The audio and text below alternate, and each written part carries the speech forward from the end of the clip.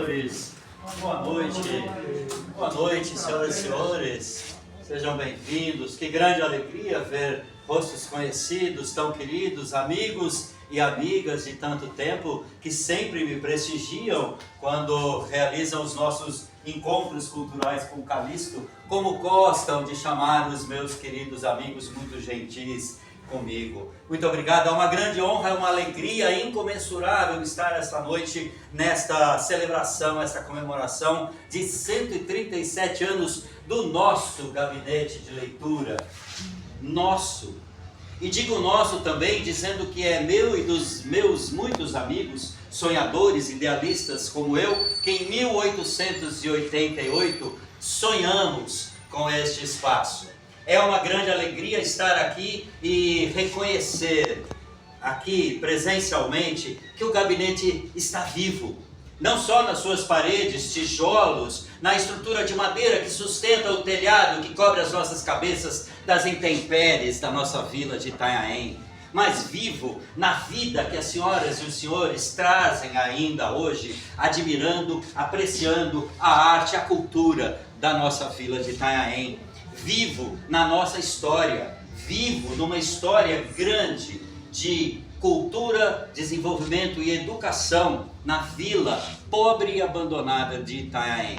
Eu vou contar essa história. Para quem não me conhece, eu sou o Benedito Calixto de Jesus. Sou desenhista, pintor, historiador, cartógrafo, fotógrafo e tive a honra de participar da fundação deste gabinete. Eu nasci aqui na vila, na pequena vila de Nossa Senhora da Conceição de Itanhaém. Eu digo vila porque ela já tinha recebido essa denominação de vila, mas na verdade era um lugarejo abandonado, esquecido e pobre no litoral de São Paulo. Enquanto São Vicente e Santos cresciam a olhos vistos, Itanhaém minguava, abandonada, sem dinheiro, sem trabalho, sem progresso. Eu, um menino caiçara, nascido aqui na Praça da Matriz, o casarão onde eu nasci era um pouco ali depois de onde está a Pinacoteca. Cresci brincando muitas vezes na praia aqui perto, mas só podia ir na companhia dos meus pais. O que eu podia fazer sozinho era subir e descer o morro do Itaguaçu e frequentar o convento dos religiosos. Eu gostava e fazia isso incansavelmente todos os dias. Os religiosos me aceitavam porque eles achavam aquele menino muito curioso. Eu vivia fazendo perguntas, eu queria saber de tudo. Eu vivia perguntando o que há além daquela longura dos mares e do oceano, além de onde os meus olhos podem ver. E padre, como é que os bandeirantes subiram essa montanha numa selva perigosa? Eles achavam graça das minhas perguntas e me contavam muitas histórias. Contavam histórias de como eles chegaram à vila de Itanhaém, contavam histórias de os indígenas, povos originários que viviam aqui antes de nós. Eu cresci ouvindo essas histórias de Itanhaém. Os religiosos também me davam alguns papéis e eu fazia alguns desenhos como os pedaços de carvão do fogão a lenha onde eles cozinhavam. Eu ficava horas ali na capela, na frente do mosteiro. Vocês conhecem a capela na frente do mosteiro? Ela está aberta, inclusive, para visitação, de quarta a domingo, das 10 às 17 horas, e vale a pena conhecer. É um espaço lindo de contemplação do sagrado. E eu passava horas ali desenhando. Sou filho de uma família católica muito fervorosa e religiosa, e ali dentro da capela eu me sentia em conexão profunda com Deus. Bem, mas deixe-me lhes contar como foi que nasceu o gabinete de leitura. Eu, muitos anos depois, já com uma carreira sólida, respeitada, recebendo pelos meus trabalhos de grandes compradores, como a Igreja Católica, como a DOCA de Santos, a Prefeitura de Santos, eu vim passar um tempo em Itanhaém de férias. Era o mês de julho, inverno, muito rigoroso. Era o inverno, mês de julho, muito rigoroso. Eu vim com minha esposa, Dona Antônia. Acho que vocês já conhecem a minha esposa, Dona Antônia, né? E nossos 3 filhos. E viemos passar um tempo aqui no casarão da família. Muito frio. Quando cheguei ao casarão, eu fui surpreendido com a visita dos meus melhores amigos de infância me esperando animadamente. Era o meu primo Isaías Cândido Soares e o meu amigo João Batista do Espírito Santo. Estavam animados à minha espera e conversamos a tarde inteira na sala de jantar do casarão. Minha mãe e minha esposa Dona Antônia preparavam quitutes que alimentavam a nossa conversa animada. Eles me contaram da ideia de criar uma associação de moradores da vila de Itanhaém. Deixe-me esclarecer que na vila de Itanhaém a grande maioria da população era analfabeta. Apenas um pequeno grupo que vivia aqui no centro, ligado à política e pessoas um pouco mais cultas, que eram pessoas letradas. Achei que o chorinho estava tocando aqui dentro. Eram poucas pessoas letradas e eles queriam criar uma associação para poder fazer a assinatura de 2 jornais lá da província de São Paulo, a fim de que eles tivessem acesso às informações políticas, culturais, através desses jornais. Eu fiquei muito entusiasmado com a ideia, me esposei do projeto e ampliei, trazendo novas ideias. Sugeri que criássemos uma associação cultural que pudesse oferecer muitas atividades culturais e educativas para a nossa pobre população da vila de Itanhaém. Eles se animaram com as minhas propostas e durante os próximos dias conversamos animadamente com muitos outros amigos que também gostavam da ideia. Marcamos imediatamente uma reunião para sexta-feira da mesma semana, porque o nosso amigo, também de infância, o Dr. Henrique... da Cunha Moreira. É o próprio. Você pensou que eu ia esquecer o nome do meu amigo de infância? Eu me preocupei. Houve uma pequena falha, mas obrigado, meu querido Gustavo. Exatamente, o Dr. Henrique Cunha Moreira, que era o nosso amigo de infância e, nessa ocasião, era um ilustre médico na cidade de Santos, estava de férias também em Itanhaém, na mesma época em que eu. Resolvemos aproveitar a presença dele para fazermos o mais rápido possível esta reunião. A reunião foi marcada para o dia 20 de julho de 1888, às 19 horas, na residência do nosso querido amigo Manuel Antônio Ribeiro. Foi uma noite de festa. As esposas dos nossos amigos prepararam um banquete muito especial. As mesas preparadas com toalhas com bordado da Ilha da Madeira, porcelanas, louças e cristais e os quitutes, os salgados. Dona Antônia, minha esposa, fez aquele suspiro que todos nós gostamos e apreciamos. Foi uma noite muito agradável, de muitas conversas criativas. Brindamos muitas vezes com licor de apricó e limonada. São tantos convidados nessa noite que eu não me arrisco a dizer o nome, pois eu me esqueceria e seria imperdoável. Eu vou pedir a gentileza ao nosso querido escritor Gustavo da Mota, que é membro da Academia Itanhaense de Letras e, inclusive, lançou esse ano os meus 2 livros. Vejam, senhoras e senhores, esses livros que eu escrevi há 130 anos nunca foram publicados. Estão esquecidos em escaninhos nas universidades ou bibliotecas onde não se encontram.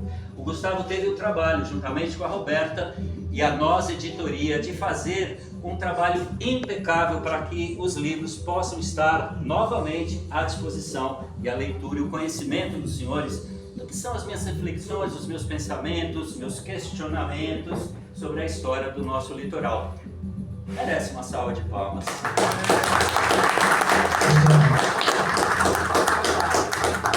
Gustavo, conte-nos, por favor, quem eram as ilustres pessoas que estavam naquela noite fria de julho? Bom, estava ali alguém que era mais ou menos da família ali. O pai de Isaías Soares, João Mariano Soares, Urcezino Antônio Ferreira, Leopoldino Antônio de Araújo, o sogro do Calixto, olha só. Seguidos pelos senhores Francisco de Assis Meira, Augusto Evaristo de Meira, Antônio Militão de Meira, Zeferino Antônio Soares, irmão de João Mariano Soares, e Benedito Antônio de Meira. Mas tem mais, depois foram chegando mais. O professor João Batista do Espírito Santo, Maria Batista do Espírito Santo, sua esposa, além dos senhores, lógico, Isaías Cândido Soares, Júlio Antônio dos Santos, João Batista Leal, Hipólito Pedro Mariano, Paulo Antônio Soares, José Pereira de Matos, mais que lista longa, Calixto, João Pereira de Matos, Sertório Antônio de Araújo, Benedito Jorge de Araújo, Valêncio Leomil Neto, Hermano Beckelzer, acho que é assim. Beckelzer. Joaquim Arlindo e Antônio Mendes da Silva, que, se eu não me engano, é o pai do Totó Mendes, né? Prefeito aqui. Olha, estava tão cheio quanto aqui. Né? Exatamente, foi uma noite de festa, de celebração, de alegria, todos muito motivados com a ideia. Ao final dessa noite, nós assinamos uma ata com o nascimento da Associação Cultural. Mas, inflamados que estávamos, entusiasmados com a ideia, na pobre vila de Itanhaém, nos reunimos quase que diariamente no Largo da Matriz para conversarmos animadamente sobre os projetos. E entendemos rapidamente que havia necessidade da criação de uma sede, ainda que provisória, para que as atividades pudessem começar. As senhoras estavam se oferecendo como voluntárias para dar aulas de bordado, tricô e até mesmo de alfabetização e de fazer atividade de leitura para as pessoas da vila. Assim, marcamos uma reunião para 15 dias. No dia 5 de agosto de 1888, nos reunimos outra vez na casa do nosso nobre amigo Manuel Antônio e convidamos o Dr. Henrique Cunha Moreira para presidiar aquela reunião. Foi novamente uma festa, só que foi à tarde e a banda de música veio para celebrar e chamamos as pessoas mais distantes, os caiçaras, analfabetos, pobres e distantes do centro cultural que pretendíamos criar. E trouxemos todos e foi uma grande festa, funcionando na sede provisória. Bem, esta casa nasceu com o destino de ser um fomentador de arte e cultura na vila e assim se procedeu. Nesta tarde de festa, no dia 5 de agosto, foi lavrada o estatuto do gabinete de leitura. E todos se divertiram e comemos bastante à vontade. Os anos se passaram e o gabinete cumprindo a sua missão de oferecer arte e cultura para a população. E havia atividades quase que diárias. Propusemos atividades como aulas de música, aulas de teatro, peças de teatro que eu mesmo escrevi algumas e dirigi às pessoas que se ofereciam para se apresentar. Quando, passados 8 anos de muita atividade, estávamos em 1896 e o então presidente Narciso de Andrade avaliou que o período de sede provisória tinha se estendido. 8 anos para uma sede provisória, secretário? É bastante tempo, não é? Ele achou que já era hora de uma sede definitiva. Foi aí que o gabinete de leitura se mudou para este casarão onde estamos hoje. Em 1896, no dia do seu 8º aniversário de fundação. E, desde então, esse casarão passou por muitas mudanças e houve muitas atividades. Para que vocês possam ter uma ideia, aqui funcionava concertos de músicas, palestras, conferências. Houve um fato interessante, uma situação que eu gosto muito de contar. Convidamos uma pianista consagrada em São Paulo para que viesse tocar, porque quando viemos para esse casarão, lá no fundo foi montado um palco, e inclusive eu que pintei os panos do palco com uma alegoria à chegada das caravelas de Martim Afonso de Souza. Convidamos a pianista para tocar no grande salão do gabinete. Ela veio, nós pagamos os seus custos de viagem, a hospedamos muito bem, mas nos deparamos com uma situação muito delicada. Não havia dinheiro na administração para pagar o cachê da artista. Olha a nossa situação. A artista realizou o seu recital, foi um sucesso, mas foi muito constrangedor. Não havia dinheiro para o pagamento do cachê. Aí a administração teve uma solução. Aliás, eu achei a solução excelente, adoraria que se mantivesse esse padrão de pagamento de cachê. A artista ganhou um lote de 40 por 60 metros a escolher em qualquer lugar do município. Imagina que beleza receber um cachê dessa maneira, não é? Ela saiu realmente muito satisfeita. E sua irmã, que a acompanhava, também recebeu, de generosidade do administrador, um lote de terreno. Eu achei a ideia sensacional. Houve muitas outras situações, eu quero contar uma que infelizmente marca o começo da decadência do nosso gabinete. Futuramente, um presidente resolve que podia usar o salão do gabinete para um baile de carnaval. Eu não tenho nada contra bailes de carnaval. Aliás, eu sou admirador da Chiquinha Gonzaga, a autora de Abre Alas, o hino do carnaval. Não poderia me opor àquela festa. Porém, para que a festa acontecesse, era preciso que se tirasse todo o acervo que havia aqui. Aqui havia 2 armários envidraçados, lotados de documentos, livros, cartas, manuscritos que contavam a história da vila de Itanhaém e dos arredores, das navegações, de como chegaram as primeiras pessoas aqui na nossa vila. Havia também um pequeno museu com armas da Guerra do Paraguai, espadas, armas, bolas, pequenos canhões que estavam aqui à disposição. Também havia uma pequena exposição de objetos indígenas, cocares, colares, arco, flecha, também estavam aqui em exposição. Diz a lenda que havia também um pequeno pedaço de meteoro e algumas bússolas e outros objetos de pesquisa. Tudo estava aqui, mas para o baile de carnaval não poderia estar. Foi solicitado então que se levasse todo esse material, todo o acervo da memória da vila de Itanhaém para o porão do casarão. O porão, entulhado de lixo há muitos anos, com muita teia de aranha, recebeu aquele material que era o acervo da história, da memória da nossa vila de Itanhaém. E começa o reinado de Momo e as festas acontecem e o salão do gabinete se enche de foliões. A praça ficou lotada, a banda tocava não mais parar, até mais do que se esperava da banda. As festas eram animadas por muitos dias. Afinal do reinado de Momo, as pessoas foram embora, as fantasias, a alegria, a música, e o casarão ficou fechado. Porque o piso do casarão foi arruinado com os bailes de carnaval. As madeiras foram rachadas, a estrutura estava ameaçada e não era possível abrir o casarão. O casarão ficou fechado por muitos anos, porque nós, do gabinete, que mantínhamos o gabinete, não tínhamos dinheiro para fazer a troca de todo o assoalho do salão. Sugeriram que procurássemos a administração pública para cuidar do patrimônio histórico de Itanhaém. Bem, se alguém sabe de alguma administração pública que alguma vez tomou conta do patrimônio histórico de Itanhaém, por favor, nos informe. Não havendo apoio da iniciativa pública nem o nosso dinheiro, nós acabamos fazendo uma campanha, arrecadamos dinheiro para a reforma, que começou, mas sem apoio técnico. Veio para cá um operário carpinteiro para fazer a reforma do chão. Quando ele viu todo aquele material lá embaixo que o impedia de realizar o seu trabalho, ele pediu que carroceiros levassem todo aquele material e jogassem aí em uma duna de areia qualquer. Foi assim a memória da vila de Itanhaém parar nas dunas, como lixo. Desse episódio, sabe-se que um rapaz da vila passou uma vez e apanhou um livro e achou a capa muito bonita, levou para casa e depois acabou se avaliando que era um documento muito importante com registros do cartório da vila de Itanhaém, e esse livro está hoje na Biblioteca Nacional do Rio de Janeiro, graças a um acaso que esse rapaz passou por ali.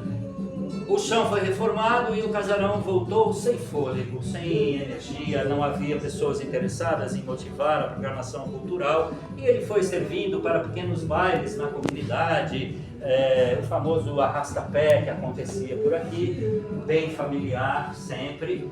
E ele foi entrando em decadência, foi ficando fechado e como um casarão velho, sem cuidados, foi se tornando uma ruína sem destino. Foi quando aconteceu um grave incêndio que consumiu mais da metade do casarão. Suas paredes, já tão frágeis, foram ao chão. Foi preciso demolir muitas delas por uma questão de segurança. Passados muitos e muitos anos, foi no governo de 2010, se alguém tiver mais informação, é sempre muito bom, foi na administração em 2010 que se renasceu a ideia de reconstruir o casarão nos moldes originais, porém pela metade. O casarão original ia até o cruzeiro ali, era o dobro desse tamanho. Com a reforma, com a nova construção, ele ganhou essas proporções para que essa via pudesse então passar aqui. O que importa é que o casarão está vivo, o gabinete de leitura está vivo. 137 anos depois, acontecem aqui programações culturais, artísticas, fomentadas muitas vezes pela iniciativa de quem está administrando o espaço e procurando também de toda forma continuar e manter viva a vida do nosso gabinete de leitura.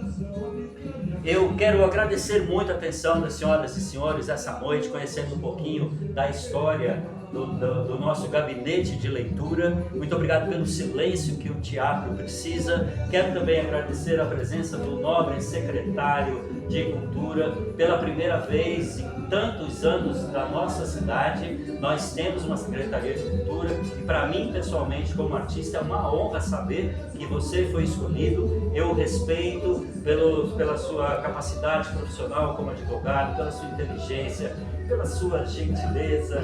Você esteve várias vezes no meu auditório, sempre se dirigiu a mim com muito carinho, muita gentileza, porque você é um homem culto. E nós de Itanhaém esperamos que a sua gestão seja abençoada pelos deuses das artes. Eu peço uma salva de palmas, que é foda.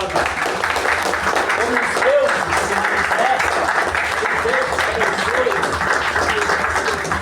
E esperamos recursos, iniciativa, criatividade, boa vontade, e conte conosco, que estamos disponíveis para contribuir com a cultura da nossa Itanhaém. Muito obrigado. Eu vou ficar à disposição para alguma pergunta, se alguém quiser, ou algum comentário que alguém quiser fazer, e depois convidar que a gente termine aqui de degustar um pouquinho mais dessa recepção preparada com muito carinho para vocês.